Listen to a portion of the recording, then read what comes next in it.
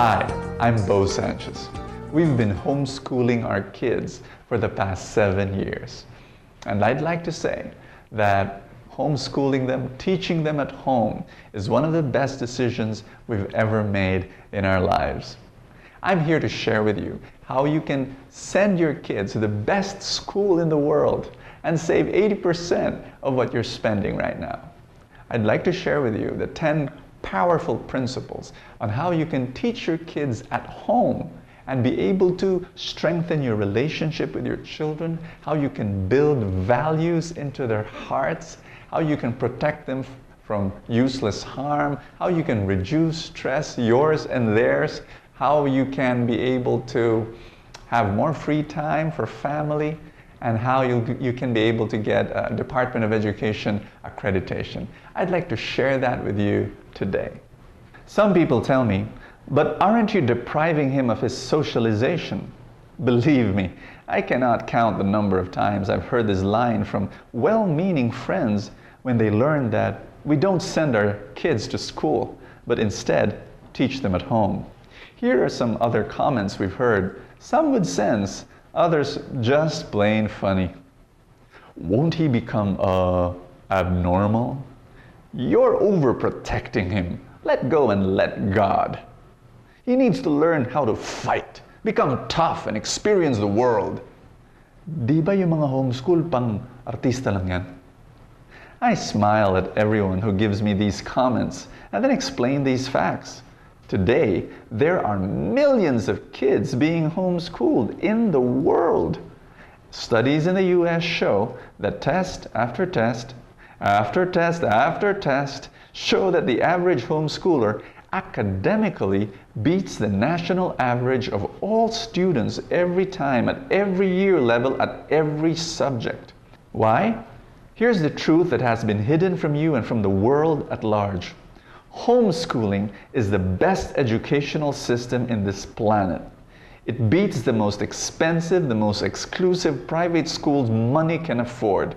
Unbelievable? Read on. I bet you know some of these homeschooled kids. Just in case you think that homeschooled kids may become social misfits and social idiots, let me show you a little list of a few homeschooled kids in the world. Albert Einstein, Leonardo da Vinci, Claude Monet, Wolfgang Amadeus Mozart, Douglas MacArthur, George Patton, Thomas Jefferson, Abraham Lincoln, Franklin Delano Roosevelt, Theodore Roosevelt, George Washington, Woodrow Wilson, John Wesley, Blaise Pascal, Winston Churchill, Hans Christian Andersen, Agatha Christie, Charles Dickens, Mark Twain, and so on and on and on and on and on. Why can homeschool kids produce world-class achievers? Because of the core principles embedded in the system of teaching your own child. Here are the secrets of the best educational system in the world. Here are the 10 core principles that will change your child's life and your life as well. Follow your child's passion, follow your child's learning style, follow your child's learning pace per subject. Never use fear and punishments as motivation. Use tests and grades as tools for gauging mastery, not as tools to label and terrorize your child.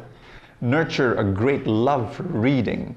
Make ordinary life events as your classroom. Make work and service essential to your child's education. Build your family relationship, the greatest reward. Personally share your faith and values with your child. Here is a promise. If you follow these 10 core principles in teaching your child, you will dramatically change the life of your child and your life as well. Core principle 1, follow your child's passion. One of my son's first words was horse. I'm not kidding. It was spoken together with mama and mamam. As a toddler, he already loved playing with plastic toy horses, riding in wooden rocking horse, and looking at pictures of all sorts of horses. So we gave him large books on horses, and he gobbled them up and kept asking for more. Together, we studied the different breeds from around the world, the evolution of the horse, the equipment needed to ride horses. We bought him coloring books with lots and lots of horses. At 3 years old, he was already riding real horses by himself. Today, he dreams of owning a ranch where he'll own 10 horses as a business. He said he'd let the kids ride on the horses for a fee. His ranch will also have a restaurant, a fake jungle with robotic animals, and a man-made lake with a shipwreck as added attractions.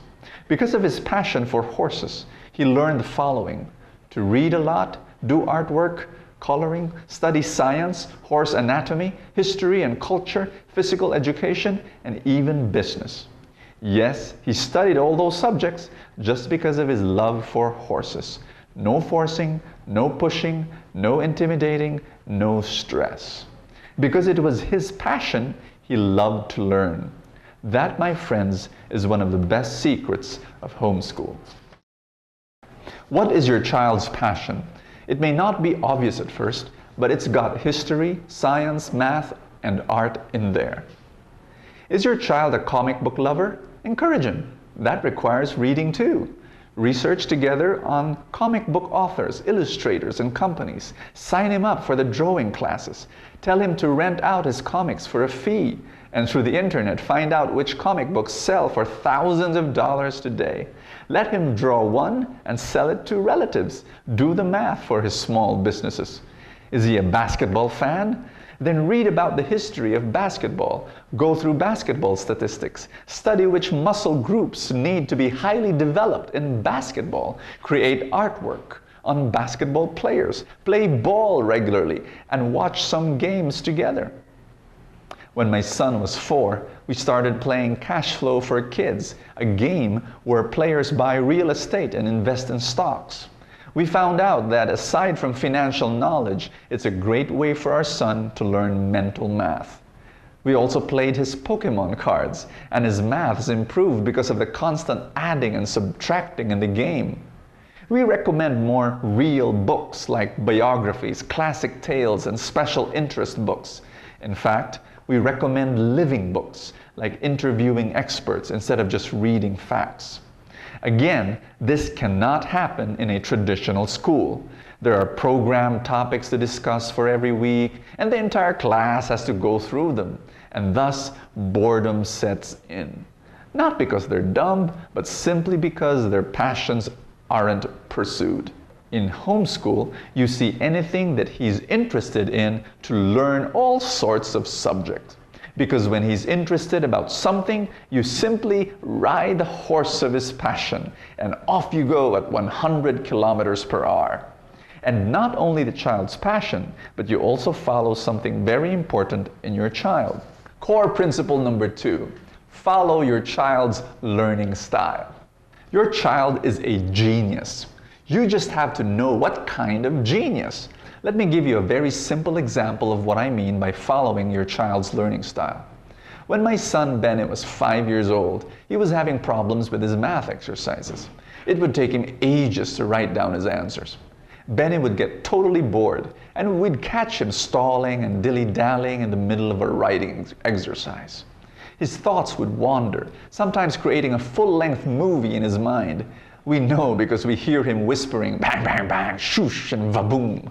It would happen every time, and my wife would be totally frustrated.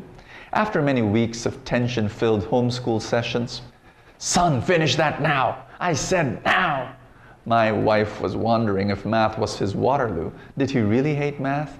And then an idea struck her. She picked up the workbook and she verbally asked the questions and made it like a game. Benny would stand at the far end of our living room and he'd take one step for every right answer. Guess what? He breezed through it. At least at that particular stage in his life, 5 years old, oral and mental math was better than written math. Do you now see how only homeschool can make that kind of adjustment? Because the mother is teaching her child one-to-one, she can change teaching methods depending on the learning style of her child. Let me tell you what usually happens in a traditional school. Whenever a student is doing well in school, the school proudly points to themselves and say, "We're the reason why your child is performing well. We're good." But when a student is failing, the school points to the child and says, "There's something wrong with your kid." Okay, they may not say it in that way, but when the child is failing or bored or restless or uncooperative, it's always the child's fault. You'll hear the experts say, your boy isn't learning because he's stubborn and has undiagnosed ADHD and probably has a slight form of dyslexia. Oh, sure. Gosh, why is it the kid always at fault? Remember this powerful rule. If the child is not learning, 99% of the time, it's not the child's fault. Instead, change the teaching method. Perhaps the parent isn't using the specific learning style of her child. There are 3 basic learning styles: auditory, visual, and kinesthetic, with as much as 27 subgroups. None is better than the other. You simply need to discover how your child processes information and then deliberately use his preferred choice. By simply observing how he learns best will already give you clues as to the genius of your child. There's nothing better than following the simple rule of thumb: do what works. Some kids prefer structure and like being told what to do. That's why there's room for the structured traditional school system done at home, while other kids like to do things on their own. And some learn more in particular environments and at particular times of the day, so adjust accordingly. Believe me, this is much better than scolding, shouting, and bullying our kids to fit our teaching methods. And if you think that this is a powerful principle, wait till you read the next one. Core principle number 3. Follow the learning pace of your child per subject. A traditional classroom with 40 kids has one established pace of learning. Usually, they try to go mid-speed, not too fast and not too slow. Sometimes this learning pace is too slow for your child, resulting in boredom. I know many children who are failing in school, not because they're dumb, but because of the opposite reason. They're actually too bright and are totally bored by class. On a few occasions, the pace may be too fast and your child is left behind. Here's something else you've got to think about. Your child has different speeds per subject. Your child may be at 80 kilometers per hour in English and only 40 kilometers per hour in math. In homeschooling, you can simply adjust with his pace for each subject. Here's the rule. When you see him bored, usually it's because he already knows the material. Try going faster and introduce new material. For example, if your child is totally bored by his grade 3 English, what's stopping you from zooming ahead and tackling grade 4 English? When my son was 5 years old, I remember bringing him to the doctor's clinic, and while in the waiting room, Benny would sit and quietly read his books. And every time, people around would be shocked seeing that this little guy reading Charlotte's Web, Charlie and the Chocolate Factory, and James and the Giant Peach, stuff usually read at grade 3 levels. I believe we underestimate our kids. If you follow your child's pace, you may be surprised at his speed of learning. On the other hand, there's no point in rushing a child to read, or write, or do math when he's not yet ready. Tests have proven that kids who learn to finally read well as late as age 10 onwards do catch up very quickly and surpass the early readers from your regular schools. Again, don't pressure yourself or your child. I believe that you should avoid giving study pressures until kids are age 8 to 12. If you follow their passion and learning pace, you don't need pressure. And one more thing about pressure. Core principle number 4, never use fear and punishment as motivation. This mystified me. I learned that the expert animal trainers of dogs, birds, lions, tigers, seals, cats, and even dolphins have very important basic rules. Never insult the animal, and never offend the animal, and never hurt the animal, or the animal doesn't learn. But John Holt says that we forget this rule when it comes to training human beings. I agree with him. How many times have I heard parents and teachers and aunts and uncles and grandfathers and grandmothers insult their own little children? We scream at them, we call them names, we bully them, we intimidate them, we make them cower in fear just so they do what we want them to do. Here's a rule. The moment the teacher is shouting in anger, true learning stops. You can use angry shouting for emergencies, but you don't use it in education. True learning means having fun. If it is not fun, do something about it. In homeschooling, true learning has to be fun and exciting for your child. If it isn't, you adjust and make it so.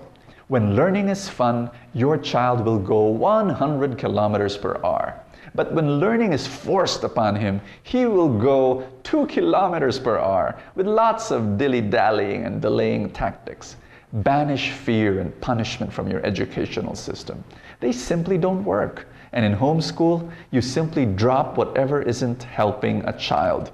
Why? Because you're not tied to one way of doing things. So if you see that your teaching method or curriculum or class schedule or textbook, it could be anything, isn't helping but blocking your child's learning, drop it and try something new. Believe me, it's much better than forcing it down the little guy's throat with anger, intimidation, and threats of punishment. Note, you can of course use reason and persuasion to convince him to read a particular book he doesn't like to read. That's okay.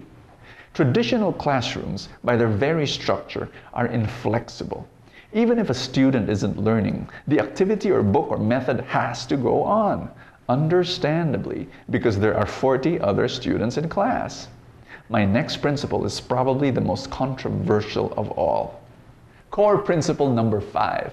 Use tests and grades to gauge mastery, not tools to label and terrorize your child. Traditional schools create good test takers. But do they create good learners and critical thinkers and passionate kids? Tests and exams create fear because the results of tests are used to label children with a grade. I repeat, true learning cannot happen in the presence of fear. Pseudo-learning, yes, and that happens quite often. Kids, under enormous pressure, memorize stuff. And when grades are given, the kids are labeled, categorized, and branded. I ask, why? What for? Why not just go through a series of questions and when they make an error, teach them the right answer at that moment? Why do you have to give him a 0 point for not knowing the answer? I really believe that we have adults now who are totally unproductive in their lives because they have a fear of making mistakes, which they learned from school. But mistakes are important. I've come to realize that the most successful people in the world are those who have made the most mistakes. So in place of traditional tests, what should we do? Use the child's desire to tell stories about what she knows. There's something even better than workbooks. Fill in the blanks, multiple choices, and true and false items and a list of questions. Charlotte Mason recommends that we use the power of narration. In other words, why not ask children to tell stories? By doing so, they don't get bits of information, but real knowledge. We confuse the two. They're actually worlds apart. Only when kids tell stories, either in written or oral forms, or recounting plot behind science, history, and religion, can you instill a genuine love for knowledge, and not a fear for failure, or even a shallow desire for high grades. And please, don't grade their narration with an A or C or an F. Instead, engage them in conversation. Ask questions, talk some more. Tell your child where he was excellent. Point out where they can do better. But most importantly, enjoy the conversation. Note, I started a homeschool provider called Catholic Filipino Academy, or CFA. It's the first Catholic homeschool provider that does purely homeschool services in the Philippines. And for DepEd requirements, CFA will give quarterly tests to measure the child's grasp of the subject matter, but without the threats, the fear, the negative competition, or the labeling usually involved in tests. Believe me, that's when real learning happens. The next principle is a tough one, but it's crucial for the success of our kids. Core principle number 6, nurture a great love for reading. The Catholic Filipino Academy's goal is self-directed learning. You want your child to start learning on his own because of his sheer love for knowledge. Yes, every child has an insatiable hunger to learn. You just have to connect to that, release that desire, and see her conquer the world. But self-directed learning can happen more easily if a child develops a love for reading as well. A fair warning: some children develop late at reading. Don't worry. In a few years, homeschoolers catch up quickly and surpass the reading abilities of children going to regular schools. How do you nurture that in a child? Read to your child books that interest them and surround them with books, and more books. Find out what interests a child. When your child can't read yet, set a special time each day where you read to them. Ham it up, play act, put drama, get into the role and let your child laugh and have a great time. There are 4 types of readers depending on their preferred subject matter. No time to discuss this now, but this will be included in the Quick Start training program we give parents with children enrolled in CFA. Surround your child with the books on her preferred subject. Buy, barter, and borrow. Do what you must, but those books have to be there for easy reach. Tip: get those series books, because when your child gets hooked on one book, he'd want to read every book in the series. My son read 34 books of the Magic Tree House series. And parents, your kids have to see you reading books as well. Cut TV watching and computer games to a minimum so that there'll be generous time for reading every day. Reading for pleasure is so important to learning. I'm saddened at the huge amount of homework kids bring home from school. That's the benefit of homeschool. Class is only 3 to 4 hours a day, so your child can read books for an hour or 2 each day for the sheer delight it brings. By the way, did that little fact surprise you?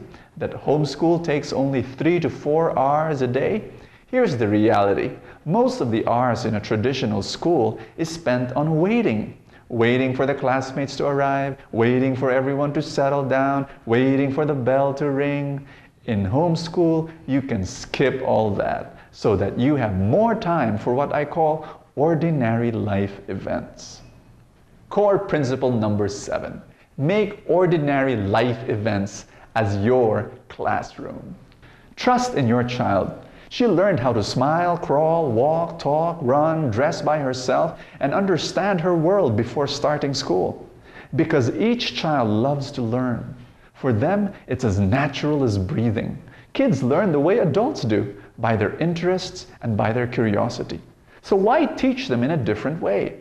In fact, that's why John Holt coined the term unschooling. Because ultimately, you don't really teach your child. We use that word loosely. You merely provide the learning environment and resources so that your child self-learns. In the end, true learning and living cannot be separated. There are 3 things that you can do to use ordinary life events as your classroom. Number 1, let your child get involved in your adult world. Kids love to get involved in the adult world with what you're doing, so get them involved. Usually, your child will be passionate with what you're passionate about. Whatever your concerns are, she'll pick that up, latch on to that, and be passionate about that too. So whenever feasible, get them involved in your world. Bring them along when you work, if your work situation allows for this, and let them observe, help out, and do stuff for you. Yes, even if they bother you and slow you down. For example, John Holt recommends that math be learned by opening the financial books of the family and teaching children how the household money is earned, spent, and saved. If you're interested in business, I'll go even further and recommend that children start their own businesses and practice applied math right away. Believe me, when your child wants to know whether he can buy his favorite toy from his business profits for the month, he'll become a math wizard right before your eyes. Number 2, do real projects together. Would you be happy if you did something totally meaningless every day? But that's what school is to many children. Let's face it, even adults hate it when we do something that has no relevance with real life. So why do we ask our kids to do it and scold them when they get bored?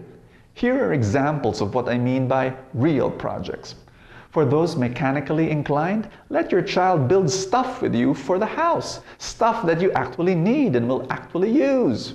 For children who love music, prepare a mini concert for the next family get-together. Create invitation cards with silly artwork. Cook pasta together. Practice your child's welcome speech and have a musical complete with costumes and dance numbers. In one blow, you've had art lessons, music lessons, speech lessons, and theater lessons. But more importantly, you've built character and confidence in your child. And instead of listening to a lecture of loving the poor, volunteer to build a house in Gawad Kalinga village, or help in an orphanage each month, or go to the province and work with farmers. At the end of the day, real education isn't information, but transformation. And that's what will happen if you use ordinary life events as your classroom. Number 3. Finally, don't program everything. Let your child be. Please set aside enough time for your child for his play and imagination every day. Don't try to do what some overzealous homeschool moms do. Cram a ton of activities, workbooks, games, projects, songs, and chores into their child's life from dawn to dusk. Not only isn't this beneficial to your child, it will also burn you out. Let your child be for long stretches of time every day, without you telling them what to do, just so that he could be himself and think and read and ponder and imagine. Fantasy is his way of learning how to cope with the world. These times are very important for his own self-learning. During these times, you'll find out that he's trying to figure things on his own, how stuff works, how the world works. That's a crucial part of homeschooling when you're not around. Core principle number 8, make work and service essential to your child's education. I repeat our philosophy. The best way to learn is to actually do it. It beats any lecture, any book, any field trip, any counseling. For example, our son has a bangus business and he gained much confidence because of it. At the age of 5, he handed out flyers to our visitors at home. He went around in his 3-wheeled bicycle and delivered them to his grandmother's house. I asked him for suggestions when we designed that leaflet. He also wrote down his first prospect list of 10 people who'd buy from him, mostly our family. As he grows older, we will slowly give him more and more responsibilities to his growing business. According to the Moore Foundation, a pioneer in homeschooling, education should not just be number 1, study. It should also contain equal amounts of number 2, work, and number 3, service, thus forming the 3 basics of a good homeschool education. By work, we mean household chores and entrepreneurship. Believe me, when you give your children responsibility for certain parts of a household and certain parts of a small home business, you'll see him rapidly grow and mature before your eyes. You'll solve many character and personality problems spontaneously, better than all your scolding, homilies, lectures, and punishments. And don't give cash for household chores, or you program them to become employees. They need to produce or sell something in business to earn something, and you program them to be entrepreneurs. And what does service mean? Let your child regularly serve among the poor, in an orphanage, in a soup kitchen, in a home for the elderly. Set a daily schedule for service in the neighborhood if possible. You'll find your child growing in love, character, kindness, and integrity. Their sense of compassion and nobility of heart will increase. By the way, please remember that there's a number 4, and that's prayer. But it shouldn't be separated from 1, 2, and 3. We recommend that before and after study, work, and service, you pray with your child, and your child will realize that everything must be done with God and for God. And now, for one of the most important things in your life. Core principle number 9, build family relationships. Your greatest reward. In homeschool, you spend each day with your child, playing games, swapping stories, taking adventures, reading stories, and creating memories that will last a lifetime. Yes, you bond with your child in an extraordinary way. And if you have more than one child, you bond the siblings together too. The older children teach the younger children, and because teaching is the best way of learning, everyone benefits.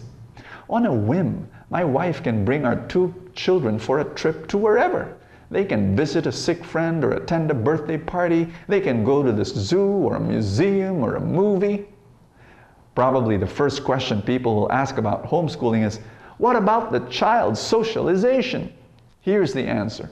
On average, homeschooled kids have been known to be more socially adept and more socially confident than other children.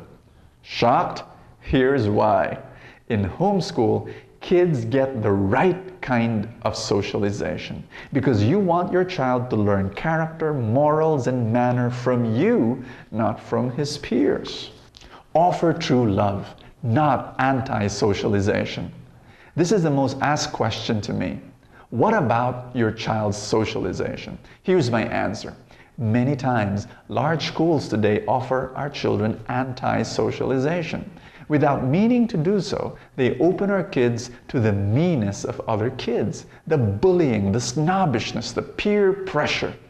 Kids don't need that daily pressure to grow into healthy, positive kids.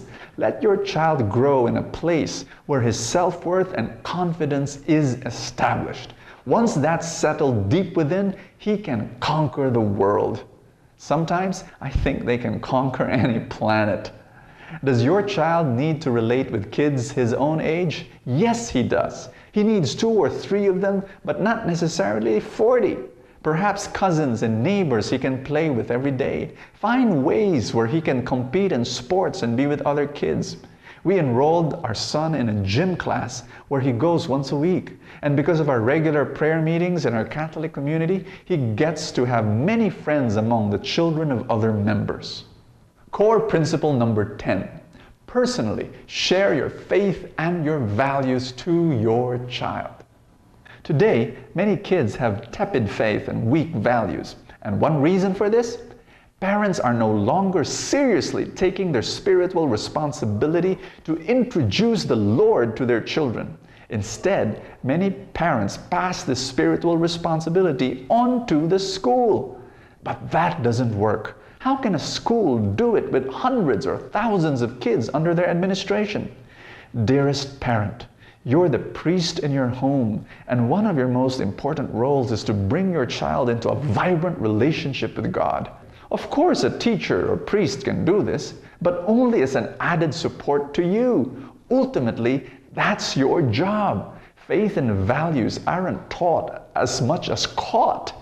Homeschooling is the perfect context where this contaminating can take place. In our homeschool program at CFA, we wish to deepen the Catholic faith of our children. This will be our specialty. However, children from other denominations are always welcome. After all, their parents will pass their faith to them. Friend, you need to deepen your own Catholic faith. For how can you give what you don't have? And if you think that's not enough, here are more benefits to homeschooling your child. Let me share with you 3 more incredible reasons for considering homeschool. First benefit, you protect your children from evil. Second benefit, you save lots and lots of money. Third benefit, you save lots and lots of time and save yourself and your child from unnecessary stress. Let me explain these benefits to you one by one. First benefit, you protect your children from evil. I know many parents who homeschool their kids for this one reason alone. Let's face it, evil is a monster that waits for easy prey, like our defenseless children. I met a 5-year-old who likes saying F-U-C-K. It sent chills down my spine. Guess where he learned it? I also met a distraught father who told me that a 13-year-old female classmate was offering his 12-year-old son sex. He found out when he accidentally read a text message on the cell phone meant for his son. He showed it to me, and I couldn't believe a 13-year-old girl could write it. It was pure hardcore porn. I also met a small 7-year-old that was bullied each day in his school bus. A bigger fellow would call him insect and worm, ridicule him to shreds, drown him with insults twice a day, every single school day. By the way, let me tell you an example from my own life.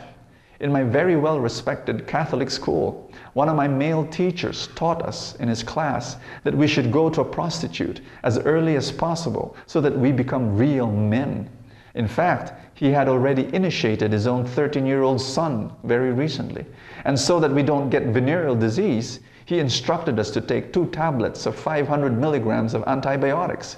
He even recommended the brand, 1 tablet a day before going to a prostitute, and another tablet on the day itself.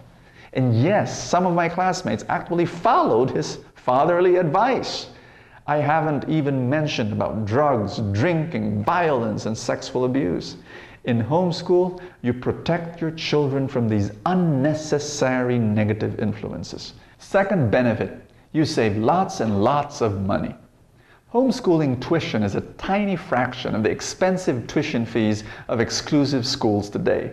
My friend pays 120,000 pesos a year to send her grade school son to one of the most prestigious schools in the Philippines, where the ratio is 1 teacher to 40 students.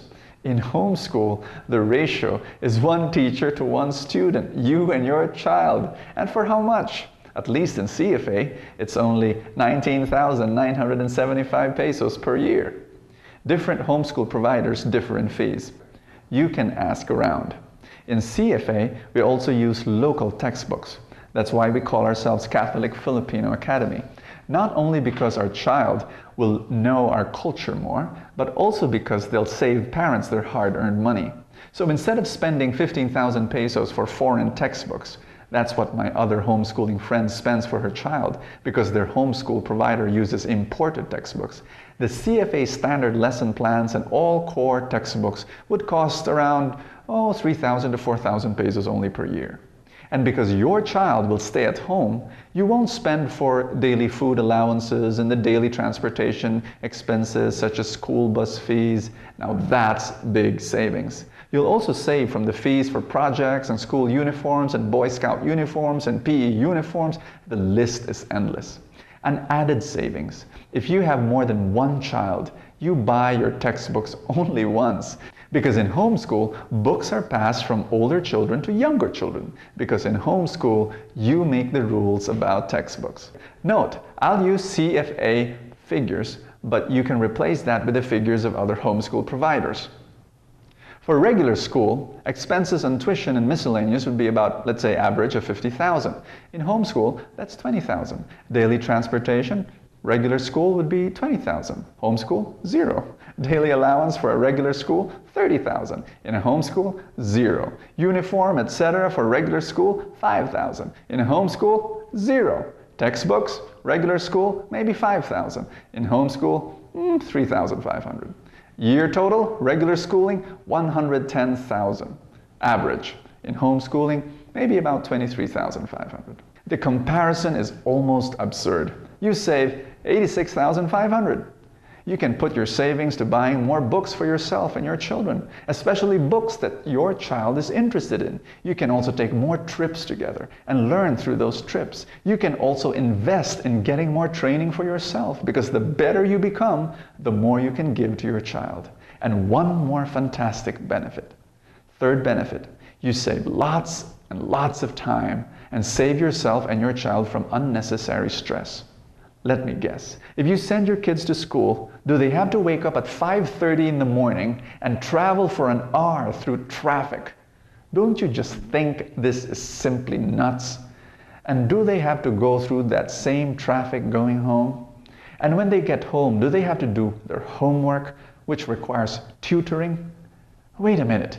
You pay the school to teach your kids, right? Why do you now have to tutor them every evening? And sometimes even hire a private tutor for your child. Isn't this illogical? And are some of your kids stressed out by their load and schedule? In homeschool, you don't have traffic. Yes, you don't have to wake up your kids at 5:30 in the morning. And you don't have homework. And you don't have overstressed kids. and your classes are only 3 to 4 hours a day. Now tell me, isn't that a great deal? Other questions. Here are some answers. Gosh, I'm an ordinary mother. Can I really homeschool? You're homeschooling right now. Who taught your child to walk, to talk, to eat with a spoon, to kiss, and to hug? You did that. I believe any parent, almost any parent, can homeschool their child. Is there a homeschool program for high school? Yes, CFA accepts preschool, grade school, and high school kids. Will my child get DepEd accreditation if I homeschool him? In CFA, there are 2 tracks, guided homeschool and unguided homeschool. We recommend that first-time homeschoolers take track 1, guided homeschool, where we give lesson plans and quarterly exams. You can take that all online. And if you do submit, through those exams, by the way, we give the exams twice in the philosophy and principle of homeschooling, that it's not there to label your child. But why twice? Whatever mistakes he made or she made on the first try, they can try it again and perfect it the second time. Learning, that's the goal. So anyway, I'm veering away here. Basically, in track 1, guided homeschooling, is that you will get DepEd accreditation because your child has gone through the quarterly exams, and we're tied up with our sister school, the Barcelona Academy. That's why your child will get DepEd accreditation. Now there is a track 2. The track 2 is what we call unguided homeschooling. That's for some children who are more fit with a less structured environment. We will still give you all the lesson plans, we will still provide you all the quarterly exams, but only as a resource. Your child need not even take them, and you don't even have to submit any quarterly grades. What happens is that you will be free to explore and take other options. What we will do is we'll provide for you the environment of homeschooling and other activities, like our anointing day, our moving up day, our linggo ng wika day, and all that, other activities, our Friday clubs, etc. But in track 2, what we will do is we will support you and guide you so that you will take your child at the end of the year to the Department of Education office and take a validation exam. We will support, we will give you some resources and materials, but your child will have to take that exam so that that child will get Department of Education accreditation. I hope that's clear. If that's not clear, you ask us and we will explain more those 2 tracks for you. What if I'm a working mom? Can I possibly homeschool? One of our main requirements is that at least one parent does not have a full-time job. We would rather that one parent be full-time at home teaching the child. Now sometimes, case to case, we will accept maybe, the parent is working part-time, or something like that. So we'll take that into consideration, but we will prefer if one parent is really full-time in homeschooling. Am I expected to teach algebra to my child? You'll be amazed at the amount of resources available to you at the internet, where you could learn simplified ways of teaching algebra or any other difficult subject. Or you can ask another homeschool mom or dad to teach a difficult subject where they're the experts. My child has autism. Does homeschooling work for him? We believe that homeschooling is the best option for kids with special needs. However, CFA does not have a special education department that can tailor fit the education or the curriculum for your child. So we recommend that you could enroll to CFA, but you need to have a extra consultant or counselor or a special education teacher that you can ask specific questions and maybe create a specific lesson plan for your child. Thank you so much for staying with me in this long video. If you're still with me, that means you really are interested, and I congratulate you. Thank you so much. Do not stop asking questions. The reason why we put up CFA is because we wanted to help our kids receive a Catholic education. And it's a Catholic program, so we will help your kids receive the sacraments, receive confession, the sacrament of reconciliation, and the sacrament of the Eucharist. That's what we love to do, and we're inviting you. If you're interested in homeschooling, keep on asking questions. We'll be here. My last message to you is this: you don't have to join CFA. You can join another homeschool program, or even if you say homeschooling is great, but it's not for me. I just one last thing to tell you. Do not pass on your responsibility to raise your child to a school. You might even say, hey, homeschooling is not for me, and I need my child to go to a regular school. That's fine. But still, even if you do, God has given you into your heart the responsibility to raise your child, to develop in him spiritually, emotionally, intellectually, financially, physically, all the areas of a child's life. You're responsible to raise it up and to develop that child, to make that child into the image of Jesus. And that's your responsibility. Don't pass it on to other people. That's my word for you. This is Bo Sanchez saying thank you so much. There's an email address at the bottom of this video, and you can write us and then ask us. There's a phone number. There's another website that you can look at on Catholic Filipino Academy.